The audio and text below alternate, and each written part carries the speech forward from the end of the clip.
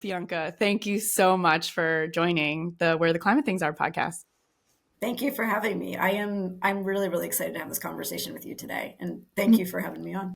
Absolutely. Me too. Me too. Okay, wonderful. Well, yeah, there's, as I've already insinuated, there are many different questions and comments back and forth about where you work and my being a fan. But I also wanted to kind of just start out with the basics. So if you would not mind just introducing yourself to the audience in whatever way you want to take that today. Yeah.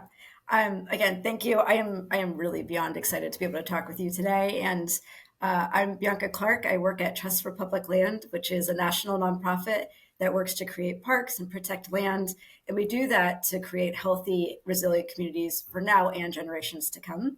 And at TPL, I get to lead our Parks Initiative work and our work and portfolio that helps to bring a high quality park and green space within a 10-minute walk or 10-minute stroller ride of where everyone in the US lives. And that work is so important because 1 in 3 US residents, that's 100 million people, doesn't have access to a space like that right now. And that's 28 million kids.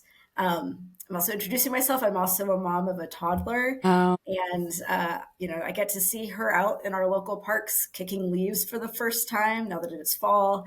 She feels wind in her face and she thinks it's hilarious. She like giggles every time it happens. And getting to see her run around outside is just a really magical experience. And it's helped to sort of renew my connection also to the outdoors and nature. And knowing that 40% of all kids in this country don't have those opportunities, that parents don't get to see their kids growing up that way, that they don't have those experiences that will shape their futures is really mind blowing and also a very urgent issue. And so I'm really lucky to get to work with teams across the country that are working to rectify that and close those disparities. And we all do that here at TPL because we believe that parks are superfoods. They really are like that superfood green juice for our communities and cities. hmm. And it brings so many benefits, including those climate benefits to communities across the US. And that's a little bit about who I am. And I love TPL. I'm always happy to talk about the work that we do here and the work that our partners are doing. Amazing. We will definitely talk more about that. I love already how you're really bringing in and underscoring this thesis that we have at the podcast and where the climate things are in general of, I focus a lot on recreation, and like some people think outdoor recreation means like summiting Everest and, being like an ultra marathoner. And yeah, sure, we have those people on the podcast, definitely. However, we also talk about like what does it mean to sit on a park bench in a park or kick leaves in the park, and how beautiful it is to have that access to green space, and how taken for like that's not always a fact. Like that's not always the way in a lot of our different communities, in terms of access to green space. So we'll talk more about that, of course, because I know that's near and dear to your heart and of course central to your work. Thank you for the work that you do, by the way, and everything you were just describing is what a really exciting thing that TPL has taken on. And again, such an important topic that we'll get more into. But before we do, I do also ask everyone on the podcast, this is kind of like the opening question, the way that I like not only have people introduce themselves, but also just getting into folks a little bit of like whether it's going back in the past or just digging in a little deeper to the question is, what was your aha moment on climate? And you Yeah, can take that however you want to. Yeah. I love this question so much. And it is really exciting to see the range of aha moments that people have. Mm-hmm. Yeah. And it's really inspiring. I'm lucky that I've had a lot of these and that I get to have them because I'm working with people who are innovative and creative, and I'm learning all the time. But one of my earliest aha moments was around the time I was 7, and I was given this book. It was called Going Green, A Kid's Handbook to Saving the Planet. And I loved this book. Like I brought it everywhere that I went as a 7-year-old. I brought it to the grocery store and like checked the checklist and the advice on packaging of things that we were buying. And I would have it at home and look at ways to save water. And it was this real moment for me of empowerment that, oh, I can actually do things and that I have a responsibility to do those things. And that has really shaped a lot of my love for this work and also the way that I approach work and how I live day to day. But yeah, that birthday present as a 7-year-old really changed the trajectory of my life. I love that. I'm curious, did your family respond with you? Like that seems like such a, I've heard stories of kids really being like bringing home environmental education into their household, and families are kind of like, oh, I guess we're shopping this way now, or I guess we're buying less meat and more vegetables or whatever it is. How did your family respond to these like action steps? Yeah, that is such a good question. I think it was very much sort of what you were just describing. It Mm. became sort of, if I was out grocery shopping, it's like, well, Bianca's going to pull out the book and we're going to have a conversation about this. Oh, And I'm lucky that I had parents that really fostered curiosity and being sort of allowing me to have these moments that might have made grocery shopping a little bit longer. yeah. Was really, yeah, yeah. As a parent now, I'm like, oh yeah, I could see how Yeah. this, yeah. Yeah. Really extended our timeline of things, but Yeah. it really, I was fortunate to be allowed that space and time to explore and be curious, and also to learn alongside my siblings. So I have two younger Mm. siblings, and being able to like tell them what I was learning and hearing what they were asking or their pushback really also shaped a lot of how now I am able to work with peers and communities who have very different perspectives. But yeah, I think my family very happily were willing adopters, and that sort of became part of our norm growing up. Huh. That's really cool. I also have two younger siblings, actually. I'm Nice. the oldest of three. There you go. Similarity right there. And it was funny because maybe less from like environmental actions, in fact, but my partner and I were just speaking about how like music, because I was sort of like, I would drive everyone to school every day and I would pop in what I wanted to listen to, and probably did not take as much input from my younger siblings. Sorry, guys.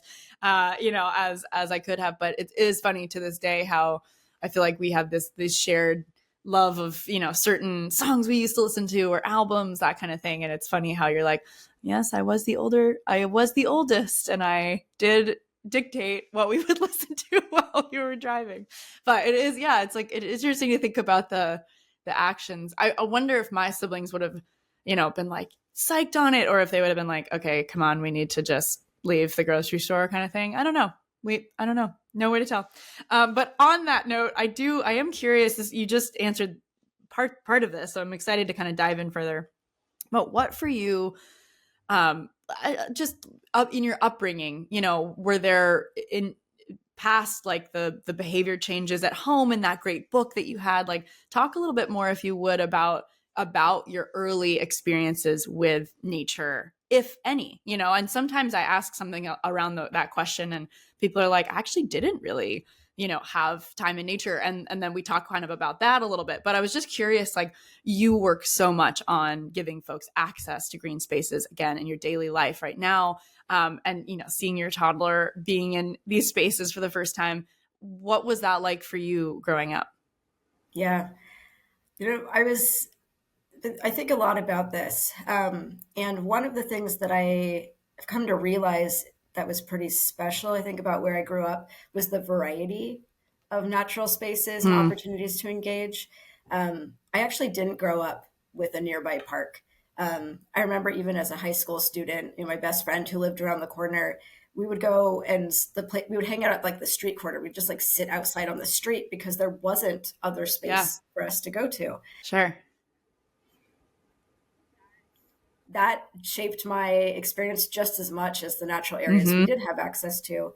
And one of those is actually, there's a nature preserve not far from where I grew up and a trail there. And we used to go there pretty frequently. It was still a drive away. So it was, we couldn't just like run out the door and go Right. explore. But we would go pretty frequently and be able to walk or learn how to bike there. And that was a very that was a formative experience being around water too, in addition to trees and brush and everything else that existed in that space. But it was the first time I got to see like a deer pretty up close, and to see people doing all kinds of things outside, whether it was like roller skating, which I still to this day can't do, or running, or just like sitting on the park bench with each other. Hmm. It was actually a very well used place. Even though you think like, well, of course, it's just a trail. People are just like walking on it. There was a lot of variation there. A lot of people who went for Hmm. their morning walk or their Saturday afternoon. And there was also a park, Beresford Park in San Mateo. That was like our home park. It was probably a 10-minute drive, not a 10-minute walk. So required my mom to, get all the supplies and get us in the car and drive us out there. And we did that frequently and like got to play tag and go in the equipment and experience sand and lawn and barbecue. And that park holds a very special place in my heart. It's now been Hmm. renovated, and it's nice to be able to go back and see a place that was so important and loved in our childhood, still loved for Yeah. and cared for and maintained to this day. But the Hmm. variety of spaces, I think, has shaped how I think about green space and how important it is to have a network of spaces. So not every Hmm. park should look the same. It's important Right. that it reflects what's needed and interact with each other in intentional and sort of unintentional magic ways. Huh. And I will say we also went camping every year. This was my sister's favorite thing to do on her Okay. birthday. Oh my goodness. Wow. Yeah, I loved that. We all loved it. It was in the redwoods, and there's nothing like that smell. But that It's was the first place beautiful. I saw the stars and wanted to be an astronaut. So that was also quite formative in my That's upbringing. wow. That's amazing. And yeah, a different kind of park, maybe like a Yeah, redwoods, very. like a more of a large scale forest. But no, it's interesting what you said too about, and so this was in California, it sounds like Yeah. San Mhm. Mateo. Okay. Yeah. And it's interesting too how, and I know TPL does a lot of work with this, but the intentionality of park design and how they interact with each other and in intentional and unintentional ways. I love how you said that too. Because it feels to me like there are necessarily some parks that have, they serve certain purposes so that people can be like, oh, let's go to the one that has the playground or the one that, and so it's not that everything has everything. It's more like what is serving the needs of the community, maybe what's, and we'll get into this too. I'm sure there's much more here, but like what is the local landscape? What are the species that might be grown there versus somewhere else? So yeah, very, very cool. I'm excited to geek out on this with you. So in that vein, I think like then maybe more chronologically moving forward, I'm curious kind of like I always love hearing about people's point A to point B. This is my whole thing is I'm like I love hearing how someone got somewhere. So obviously from that point until where you are now, it was like probably a ways of time and education and whatnot. But yeah, take us a little bit more from like the childhood you had playing in parks, and it sounded like that did really lead to an interest in environmentalism and conservation. So yeah, kind of like tell us a little bit more about pre TPL and then how you got to like how you came to TPL, because I think before we hit record you had said like I knew of Trust for Public Land and I really wanted to come work here. So yeah, tell us a little bit more about that. Yeah. I mean, it's interesting to me to be able to trace back so much of who I am and my how I like my identity, how I feel, Mm, and what I get to do every day, really back to those moments because to me it is a very strong through line. And I wanted to be an astronaut and then a yeah, senator. Like yeah. this is what I wanted to do for for a Yeah, lot we of my glossed over life. that. Let's focus on this. So Yeah. so you were like thinking maybe that career path. That's pretty cool. Yeah, I was Wow. like, I want to go into space, and then I want to come back and work, like, be in politics and help shape policy and this world. Oh, yeah. Yeah, big big aspirations there, which is probably shaped just as much by going outside as like watching Star Trek with my dad growing up too, and learning about what was possible and that imagination. And I went into school um, as a chemistry major because I really wanted to both be an astronaut, but also wanted something that felt really foundational to the world and like making a difference through something that was like really the foundation. And what I loved about those dreams was that they really also drew, it was like the same feeling that I had at like when I went camping and saw the stars for the first time. It's like this overwhelming sense of wonder and imagination and possibility. And very quickly in school, I took this class about environmental science, and there was my section of it, like my breakout, was all about art and the environment. And I had those same feelings when I started to learn about like environmental arts and about ecosystems and just more about the nitty gritty of nature and the natural world and how it connected to just the real core of people's well-being and health and community. And so the natural environment and parks became, to me, it sort of emerged as this real place of foundation to opportunity and to people's lives. And that's really what drove my change from being an astronaut and like looking up to really thinking about what's the land here and what do we do with it and how do we make sure it's serving community. And I was very lucky to have professors. I worked for the absolute, like one of my heroes, Dr. Dick Jackson, who was incredible and really fostered this love. And I actually learned about Trust for Public Land through him. He knew my interest. We had conversations. He's like, you should read these research reports by TPL. And I did. I devoured them.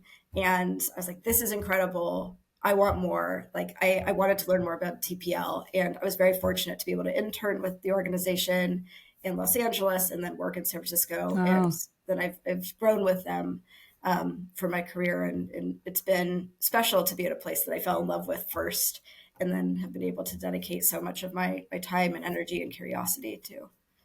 That's so cool. It sounds like we're really similar because I have throughout my career as well, I've been like, what is the most impact? Like, how can I, not at all from a, like sort of, well, maybe there's unpacking we could do here, but like not from a, like, I need to, it's me and my name needs to be, no, but it's more like, what is kind of the perch from which I can like move the most flows of money or, shape the, shape policy, although I've done less of that, but it's like, it's really interesting to hear you talk because I feel like I'm like feeling that I have all these things reflected back, like, wow, Bianca and I really think the same way of, just the leverage points, figuring out like where in the world or what topic areas even, or industries, if you will, like have those sort of leverage points or the most leverage, the most opportunity for change. And it's really cool to hear you talk about that. So I always appreciate when I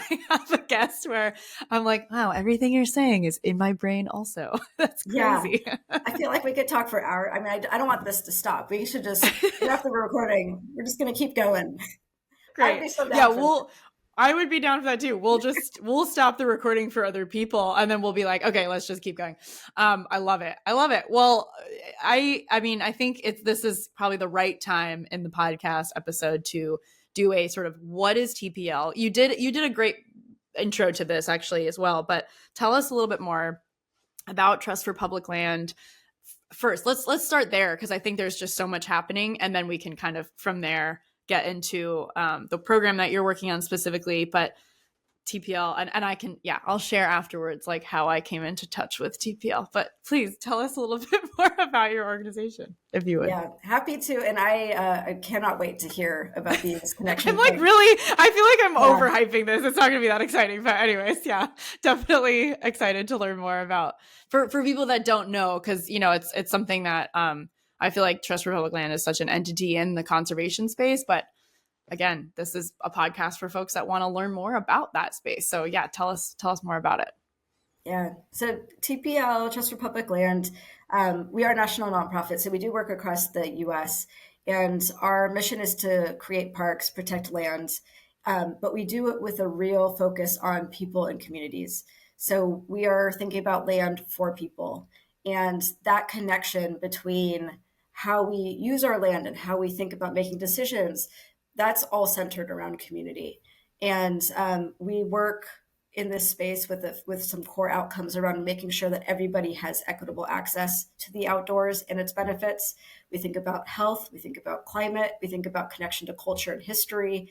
And as I said, at the core of this, we really think about social and community connection, and thinking about land, parks, schoolyards, trails, land protection, and sort of a very national park sense, all of those spaces as ways that we can deliver and communities can really benefit from connection to nature, to each other, which is really paramount, and to our past and to the future. So it's really this sort of connection point that we invest in and that we really work on.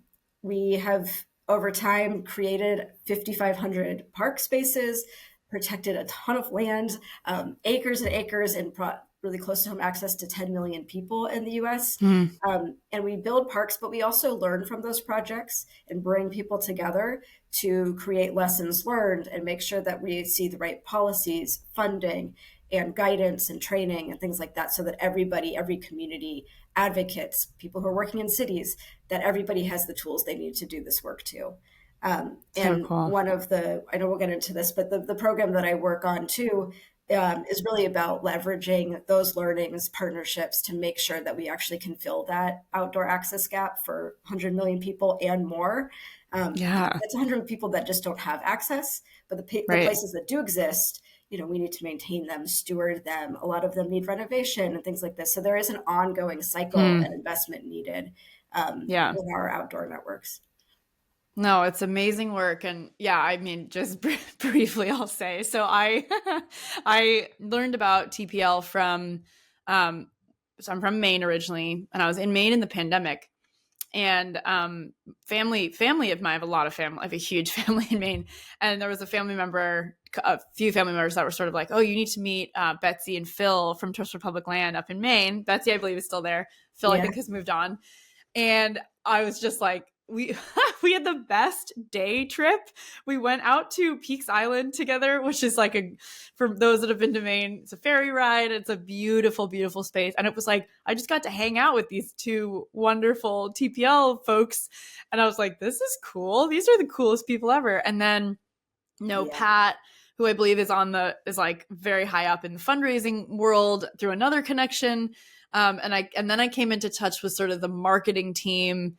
I believe now I'm gonna not remember everyone's name, but maybe Barry. I think Hmm. Barry's moved on, but in working, maybe Elizabeth. Is that Hmm. someone who's on the marketing team? Okay. And that was more around a story we were going to do. My co-host from the Trail Ahead and I, Faith, we were going to do work, and I'd worked with the Yurok tribe before, but we were going to kind of tell the story of like TPL helping bring back the land to the Yurok tribe, which is a whole amazing. I'll link to that if folks don't know about that. I won't get too much into it here, but so and then worked with different, like I've basically been in touch with different folks from the climate philanthropy side from my job. So it was sort of, so it's interesting, like being in touch with TPL folks for so many years. But what's most interesting to me here, especially about the work that you do, is that oftentimes, and we talk a lot about this on the Trail Ahead. So the Trail Ahead is more focused. I mean, this of course is focused on equity, access, inclusion, and the climate conversation. The Trail Ahead is really about equity and access in outdoor recreation. And so I'm so lucky to be able to sit in the nexus of those conversations and to be able to host conversations with folks that are talking about this on the Trail Ahead. But really what I think there's this, I remember Faith and I breaking it down, and Faith had this really wonderful, very, very clear sort of like, what is conservation? What is it? What is the environmental movement? It's about clean air, clean water, and access to green spaces. And that, I feel like a lot of people, probably myself included growing up, definitely myself included growing up, take that for granted, that I had parks near my house, that I had clean air and clean water. And that is even, especially in the US, that is like not a thing that is a given. And what I love about the work that you're doing and that TPL is doing, but specifically kind of the 10-minute walk program and like the proximity to parks, is that it seems like, and this is what I want to ask more about, that there's a real focus on equity, because it's all well and good to have a park 10-minute walk from a very homogenous neighborhood, a very white neighborhood, probably, like that exists a lot. And I think that like there's the danger is like, oh, well, cool, just put more parks in like wealthy white neighborhoods, but what does it mean to actually take equity into account and to really be focusing on neighborhoods where, traditionally like there's zero access to green space? So I'm just kind of curious. That's kind of where I want to take this, is like, tell us more about the program that you run, and also how equity and access inclusion are really central to what the work that you're doing. Yeah. And so there's so many threads and gems in what you were just sharing that I'd love to just dig in on so much of Yeah, that. go for whatever. Yeah. Always. Don't tempt me with a good time. So this is such an important question. And one of the things, I mean, you're spot on that it's not a given that Yeah. access to the outdoors or green space exists here in the US. And along with that, it's this promise and guarantee and work to ensure that everyone has clean water, clean air, these things that we expect to be just basics of well-being, and that they don't exist everywhere. Um, and one of the troubling trends that we see, we just had a new report come out that shows that actually people have less park space in some of our major cities today than they did 10 years ago. And as cities grow, we really need to make sure, cities and communities of all types, as we grow and evolve, that we need to make sure that we are including nature and green space into those decisions so that we don't end up creating more disparities, because they exist now and we need to be addressing them and not creating them more or worsening them. And my shirt says nature is the future. And Yeah. what I decided to wear this today because I thought it was appropriate that as we're thinking about the future and we're thinking about really naming, addressing these inequities, nature is a big part of a lot of those solutions. And it's really a critical infrastructure need. It's not just a nice to have. It is something that is so foundational that we were just talking about, to addressing so many other inequities. So many times, we just held a convening last week, or held a convening in early November, about this nexus of public housing and parks and green space and open space. And what we see in so many communities, if you put a map of green space, you put a map of redlining, and you put a map of health disparities, you put a map of where we're going to flood, you put a map of heat deaths, you start to see they all look the same. And a lot of that is driven by very intentional policy decisions, investment decisions that were not driven by, that were driven by things like racism or discrimination. Yeah. And so addressing green space is an entry point and a tool and a really important moment for impacting a lot of these other maps, a lot of these other disparities. Those outcomes are why we do this work. And your question about access to green space, I think that we can't separate that from these questions of other things, like other fields, other work around environmental justice, around making sure that there's economic mobility. Outdoor recreation is so important as we think about economics in so many places. And so it's like the green space question is so tied to these other issues. Then when we talk about equity, we really think about it very comprehensively. Wow. And it does start with the community. So we're not doing this work like top down. It really all starts with the community members and residents who are experiencing these things. Yeah. So is that actually, that's an interesting question about the mechanics of your program then. Like, because I'm actually, as you were talking, I was thinking about, gosh, that's a lot of parks. Like 10-minute walk, like a 10-minute walk from everyone is a lot of parks. So how do you tell us a little bit more, like, how does this start? Maybe even we could do like a full timeline of a park creation. Like you said, it starts with the community members. What is that like? Like, what are those conversations? Yeah, I'm so curious kind of the mechanics of this. And I think listeners will be too, because it's a big, big goal, right? It's a huge undertaking. Yeah. I would say it's ambitious, but we believe that it's totally feasible, and that with, the right investment, any big idea, I think we can tackle if we're doing it together. And 100%. yeah, that's one reason why I am, one of the reasons, there's many, but one reason I'm excited to be able to be on and be able to connect with your listeners too, is that this does take all of us. It is a Mm-hmm. very large undertaking, and there's things that each of us can do in this space. So there's many people at TPL who can answer this question of how a park gets built better than I can with more detail. And I encourage you, if you're listening to this and want to learn more, we have offices Mm-hmm. everywhere and staff Yes. at Sea and Maine who are Yes. incredible. So Great state um, level folks. Yeah. Yeah. Yeah. amazing. Definitely. Yeah. Mm-hmm. Yeah. Totally. They're the experts and pros and just incredible people. So cool. Yeah. Yeah. So reach out if you want to learn more. Um, but the way that we typically do our work is to, as you said, to put community first. And whether that means starting with a particular site in mind or working to say, let's think about the community as a whole and really think through the network of green spaces that are needed and then action plan for how we're going to be able to Hmm. help support creation of that network. There's different scales at which this conversation starts. But we always then work with the community. We try to be really inclusive, work with partners on the ground, city partners, advocates, local community groups of all kinds, not just your local parks group, but your local clinics and your local Hmm. workforce development groups, really being comprehensive about who's at the table and how we reach a whole community.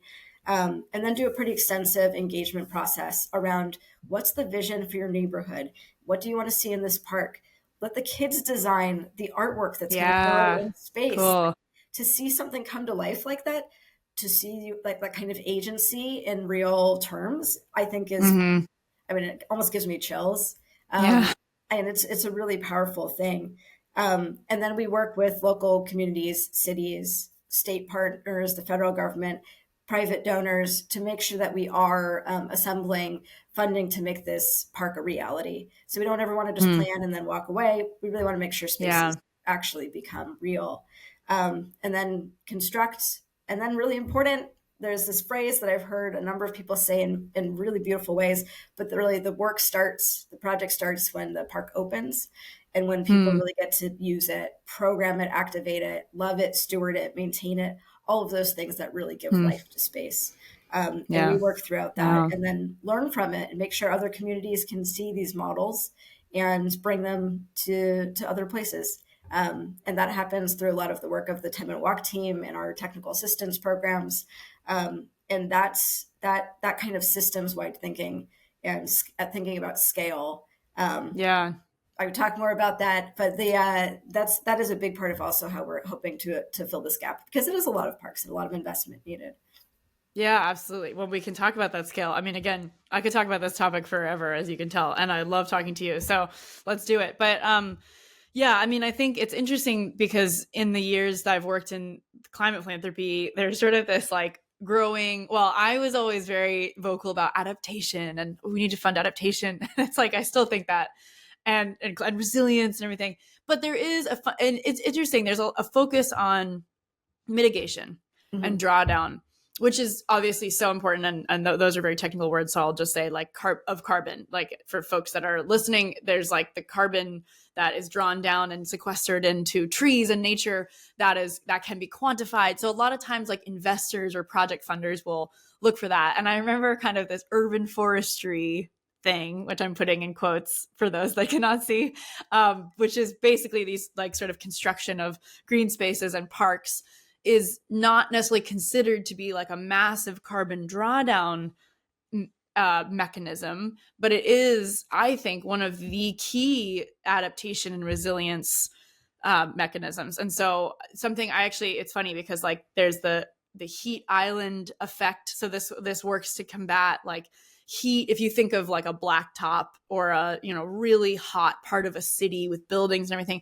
and then you see a park or you see trees, like that often is truly directly working to combat that heat island element or the heat island effect by bringing cooler air and more shade and everything. But there's another one that I just recently, actually, as I was writing another Substack article on flooding, there's like sponge cities or parks even that act as sort of sponges, which like absorb or can handle intense amounts of water and then kind of release it at different times. So I guess like this is all leading up to me asking you about the resilience component, like adaptation. I mean, I think maybe like every other episode I talk about adaptation because I'm a huge fan of it and I think it's really important to fund and to be working on. And it doesn't get a lot of love because I think it's, I had a professor that said this, he was like, it's people admitting defeat in a way, or like, it's like not the sexiest thing because it's like people don't want to talk about the impacts of climate that we're already going to feel for sure. They want to talk about like what we can do to stop it and what we can do to change it. And that's all well and good. I think that's important too. But what I think is amazing about these parks is that it really does kind of ladder up into this idea of climate resilience. And I was wondering if you can talk a little bit more about like some of those adaptation benefits that you see, whether it's the 10-minute walk program or even just parks in general or open spaces that TPL has preserved. Like, how does kind of climate resilience and adaptation play into your work? That is a terrific question. And the examples that you shared, I think I'll just expand on them because I think that those Please, are yeah. many Well, of I'd never those. heard of the sponge. Like, tell me more. That's crazy. Yeah. You were nodding when I said that, so I was like, oh, maybe I should pull a quote from this already and put it in this week's Substack because I'm curious about it. Yeah, the every project that we do, whether it is a small pocket park or a large forest space, has climate benefit. And we work in many communities that are already experiencing major changes and consequences from weather events and from changing climate. And well, I'll start with the sponge because it's such a Yeah. great visual too of how parks protect places. There's a couple of projects in Atlanta. Cook Park is one. I was there a few weeks ago, and our project manager there, Jay, has worked on this project for a long time. And hearing him talk about it is just a really eye-opening experience. But he talks about this neighborhood that had that really experienced major flooding, like 6-7 feet of water in people's homes that were not salvageable. I mean, it really had a very human and also economic cost. If you think about like drawdown on the climate side, a lot of these weather events have very real economic consequences too, both in terms of healthcare costs and environmental, and just in terms of our housing stocks. And this neighborhood was inundated, and there was a park space there. It was not a park at the time. There was an open space there, and the decision was made due to also advocacy of the local politicians and community members and local nonprofits to transform this place. And now it is Cook Park, and that is it's an engineering marvel, really innovative stormwater, like actual infrastructure underground. But there are places in that park that are designed to flood, and it can capture 9 million gallons of water. And so now when it rains, when there's major storm events, the water goes to the park, and it's absorbed and captured there and not in people's homes. Yeah. And we see that in places, and we talk about a sponge. I mean, it just gets sucked up into that place. Yeah. And we see that that's a bigger park, and there's places that are schoolyards in New York and all over the country that do the same thing. They protect people's basements, they protect the roads, they keep infrastructure outside of the park protected as well. And that's really that sponge effect. And then you also have, you mentioned heat, and heat is incredibly dangerous, and it's becoming a worse and worse health issue. It's killing people in this country at a rate that is mind blowing. And it's really tragic because if we had canopy and trees and more green, it actually has measurable impact on temperature. Being able to get outside and into a place that has shade or that is cooler, or making sure that our neighborhoods are livable is something also that investing in even like urban forests, which you said, or micro forests, or more tree canopy, more green in our parks is a big part of that solution as well. Yeah. And there's a lot of other climate related benefits. And you mentioned the word resilience as well. And so much of resilience too, thinking about adaptation and what happens also as we are experiencing these events. A big part of resilience is making sure you have that neighborhood network and people that you care about, and people who care about you. And parks are also a place where you get to meet neighbors and meet strangers and get to know others. And that provides that foundation of resilience in a way that other infrastructure just can't. And so Mm-hmm. parks have these multiple layers in which they address these issues. Yeah, absolutely. That's a really good way to put it. It's not just because we talk a lot too on this podcast about the mental health benefits of being outside, right? That's sort of universally accepted. And I always reference it, but then I'm like, I need to like actually link out to that research. But I think it's pretty easy to find. It's very well documented and very, even looking at, I think it was, I literally have heard like there's like stress and cortisol level studies on like looking at nature, and then there's the levels that you reach, the low levels of like being outside in nature for 20 minutes and like kind of those studies. Fascinating. And though I think you just brought up a really amazing point of like I feel I've heard of this in office spaces too, so forgive the office lingo, but like the random collisions and the connections that you might find in a public space like a park, for gathering for communities and neighbors to come together who might not know each other. It's funny. I actually live on, I mean, you can probably see behind me. I live like on the water in Seattle, which is pretty amazing.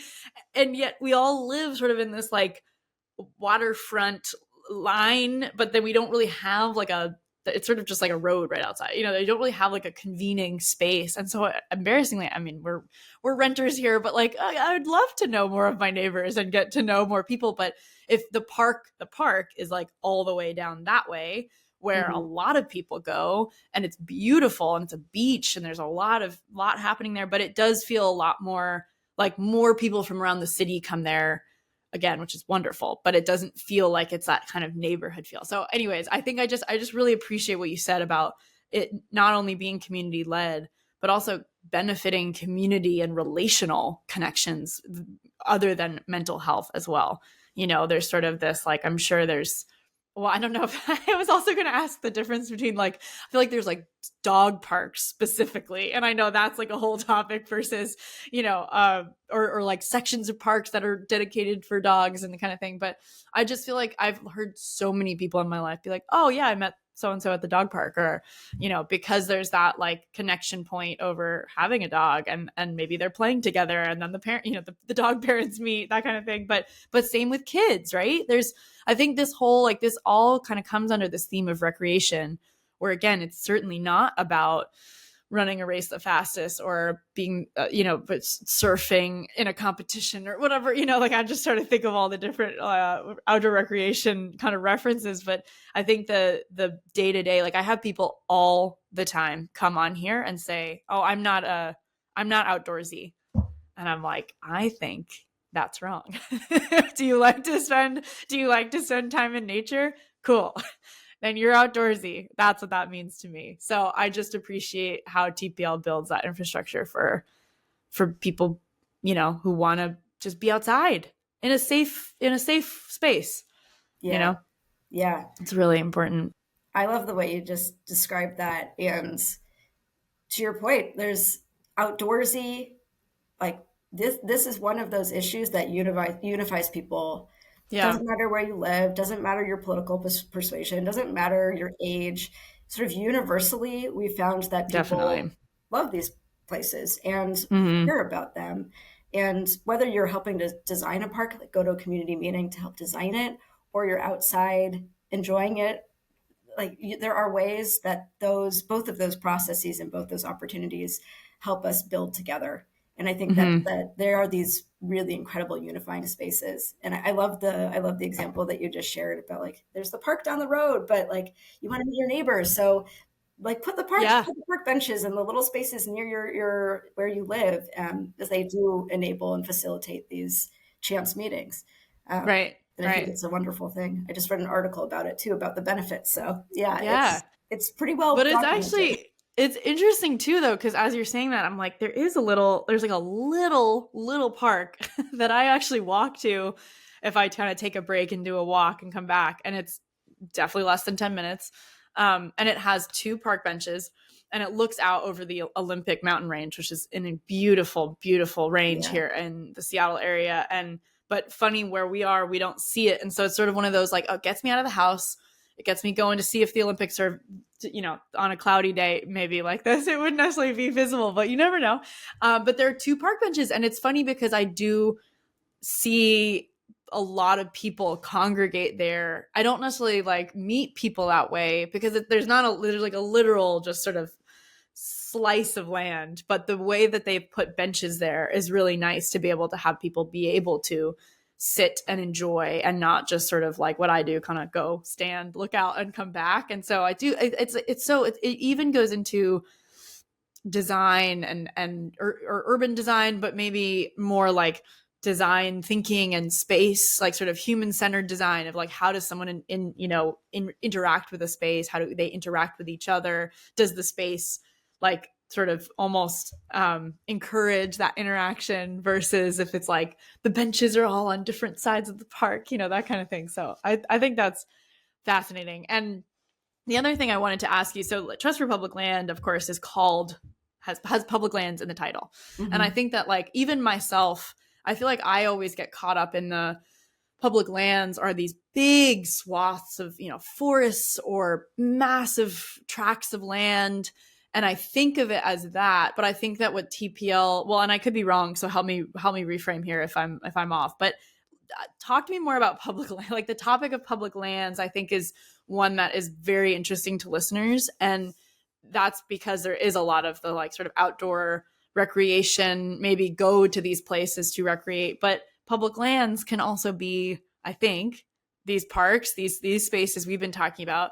So what I'm just curious, like as this conversation has gotten really like heated up this year, like we've really had no pun intended on climate, but like we've had a lot of energy around protecting public lands and conserving that access, preserving that access. And I know there's of course, and I know TPL does a lot of work with Indigenous communities too, and I know there's of course land sovereignty and traditional ecological knowledge and tribal history here that we need to acknowledge. But curious, like to open up this topic as we like start to wrap eventually around like what is not only the future of public lands in your mind, that's a big question, but like how could we all kind of come together to steward lands as a community? Because I think that is like the one topic where in this age of privatized land and people talking about, I mean, I'm in this too. I rent, but we talk about buying a house, and it's like, what does that mean to like own land or own your own thing that is not community, is not a collaborative experience? I don't know. I'm just curious kind of like what TPL thinks about public lands now and in the future. Yeah. Oof, I love this question for multiple reasons. It's a big question. No, yeah. And it's, this is another one that after we finish recording, we get real wonky and yes, out. Or now, yeah. Go for it. Yeah, go. Yeah, and I'm going to answer this, and I just want to recognize that it is a very complex question, and I'm not going to hit on every component of what I shared or even what TPL does. Was, as you said, we have a tribal program, and Ken Lucero leads that, and there is so much thought and intention and thinking and theory around that, just as much as there is about how we think about creating a single schoolyard and scaling that across the country. Mm-hmm. And so there's how we think about public lands and also their relationship to private lands or even other municipal lands is it's a complex one, and there's so much to unpack there. And there's even the fact that we just found that a tremendous amount of parks being created right now are being created because of development. So as development happens, there's often policy, important policy that makes sure that there are also parks that are being funded or created through that process.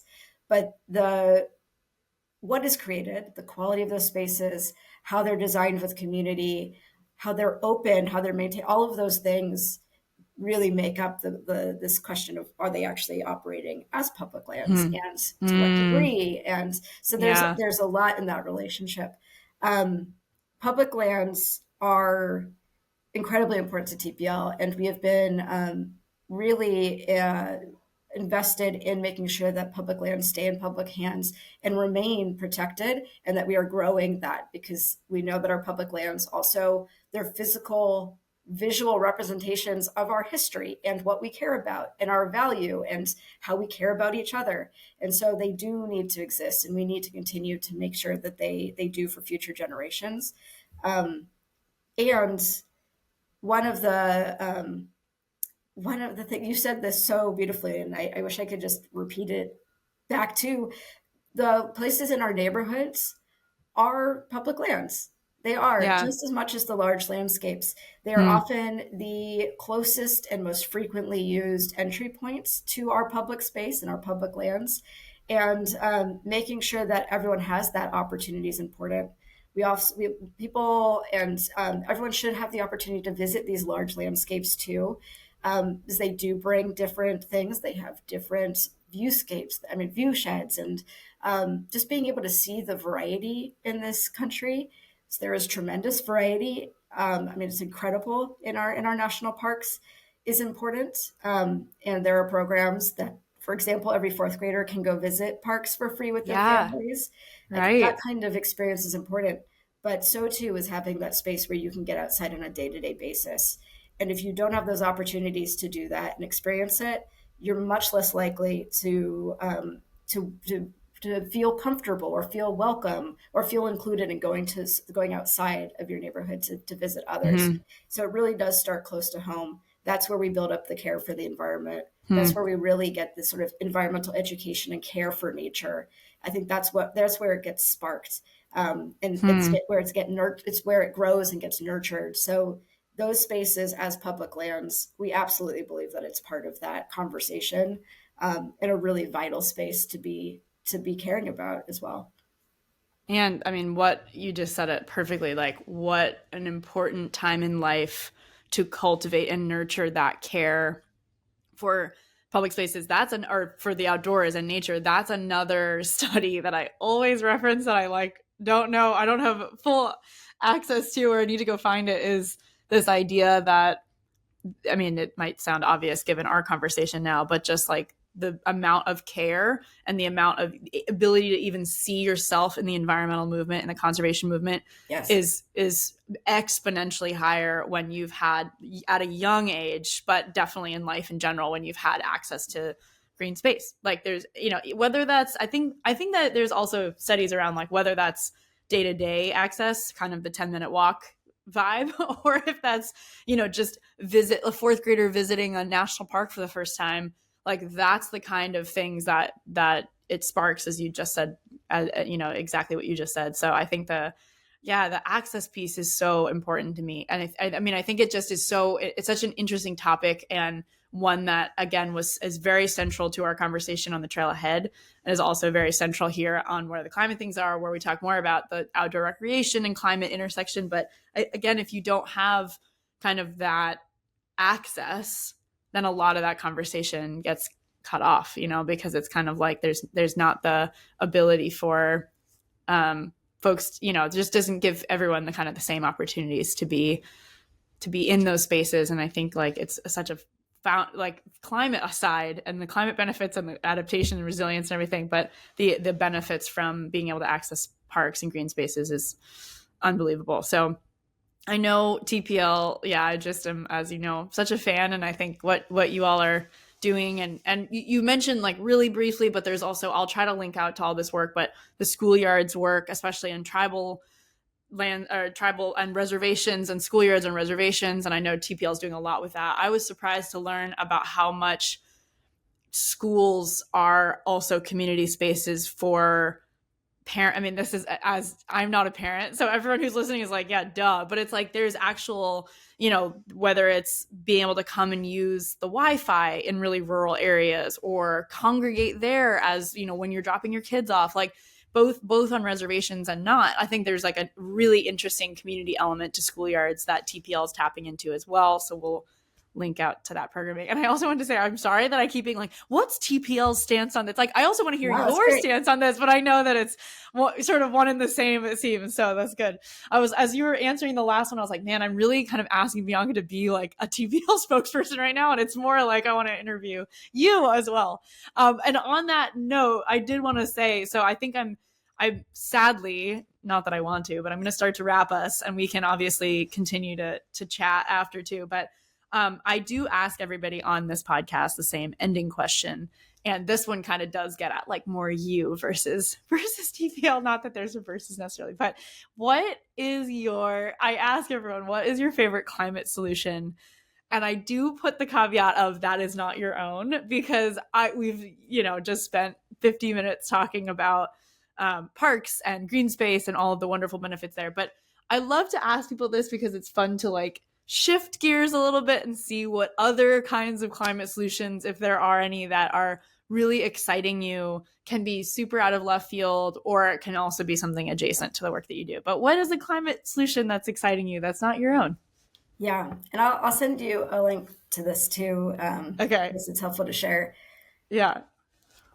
I will say I'm really lucky that I get to learn about innovative, creative work around the country. And so there's many examples of this. And I am a big fan and cheerleader for the work that our communities and partners do. And I love those projects that start like as a seed with a group or an individual and just grow and evolve into these widespread ideas. So I think there are a ton of good ideas out there. And I love the things in particular that think about art and environment and culture and sort of this intersection. And so one example is I had the real honor of being on a panel last year with Chris Moore, and she's an Olympian and world champion surfer, and just an incredible experience to be able to hear her speak about her experience. And she has a foundation, More Aloha, and she, through that, really thinks about health and well-being of girls and women. And one of the things I was really struck by, she had just come back from a trip from Japan where she'd taken a group to go surf. And so much of that work is about connecting people to the outdoors and how the outdoors and nature is a conduit to really connection with each other and with knowledge and with history and all of these different, and with health and well-being and mental health and just all of these things we've also talked about today. And it's not the typical climate solution because there's so many technical things out there and like good ideas, from green alleys to microforests to rooftop gardens, so many of these things that we can be doing. But just the idea that being in nature and being like taking the time to do that or helping others do it, that, we've talked about this developing a care of nature, and that is really developing a care for each other in our communities and the world, and how important that is and vital that is to sustaining the environmental and climate movements and really investing in these solutions. I feel like if we don't have those moments, it's really hard for us to do this work. And not only is it really hard for us to do this work, but it's hard for us to envision a future that's really one that is thriving and prosperous and good for everybody. And so that, like, starting with that human element, as More Aloha does, I think is just, that really stuck with me for that reason. Yeah, that's so cool. You got to meet her and be on a I panel with know. her. She's Yeah. amazing. I love her too. And it's I like, I think get to meet she's you, Val. This is great. Like, oh my gosh, well, I'm here anytime to chat, always. Well, no, I appreciate that too. And I think it's all about it is all interrelated, right? It's like the access piece, but also community building. I don't know. I feel like some of my best friends to this day I've met outdoors on a trail or doing a race or relay or whatever. Like, I mean, I come from a running background, and I just feel like truly, like, I don't even run that much anymore due to like just injury and my body, not responding necessarily to that sport well anymore. And I have so many friends that I'm like, I still get to be in touch with these people regardless of, the sport being in my life or not. And I think that it's just such a beautiful thing when you share time outside with people. And again, it's something that it's not to be taken for granted. And I think that, like, yeah, just that experience you just mentioned too, of like surfing, girls and women getting to meet each other and bond through this pretty tough activity that can also be really fun. Like, there's just so many benefits to that, of course, being outside on the waves in nature. So yeah, it's amazing. Bianca, thank you so much for everything, for sharing all that you did. I honestly, like, kind of can't believe it's already been as long as it has, because it Yeah. flew by for me. So this is Same. great. And yeah, I mean, what a wonderful thing to be in touch, because the work that you're doing, I try to amplify with where the climate things are. We do events at Climate Weeks, we do these mobile panel activations, and then of course podcast episodes, and it's all about elevating and amplifying stories at the intersection of outdoor recreation and climate action. And so it's exactly what you're doing specifically at TPL. I'm so happy we're in touch. And yeah, I can't wait to possibly work more together and see where that goes. But thank you for the work that you do. And truly, like, from the bottom of my heart, I mean it when I say I think what TPL is doing is such a specific white space, gray space, whatever you want to call it, like sort of a nexus, a Venn diagram of work, because there's a lot of big swaths of big scale conservation happening. There's a ton of social impact community work happening. And I think like focusing on those smaller green space parks and community spaces is something that needs to be, needs to be more invested in. So I'm really glad and grateful that TPL is doing that work. I'm glad and grateful you're doing the 10-minute walk program work that you're doing, because again, what an undertaking, but hopefully more people can hear about it from this episode and we can link to more information on it. And if people want to donate or somehow support the work, we'll make sure that they can get a pathway to do that. So, but yeah, thank you again. Thank you. I mean, it has been such a pleasure to be on with you, and I truly mean that. And likewise, thank you for all that you're doing. These kind of stories, I mean, you tell them so beautifully in such inspiring ways, and it makes a difference. Like, I live in this space day to day, and to be inspired through this kind of work is just really special. So huge thank you to you. And I'm lucky to get to talk about this today, but it's really the work of colleagues and partners and so many others that are making a difference on the ground and in places around the country. And I'm incredibly awed and grateful for them. So, and likewise for the opportunity to chat with you today. So I know we're going to stop recording soon, but I'm looking forward to our after party on here. So yeah, exactly. No one will know how we talked for more hours. Yeah. Thank you so much, Bianca. And yeah, more soon. This is great to be in touch. Thank you for coming on. Chris, thank you.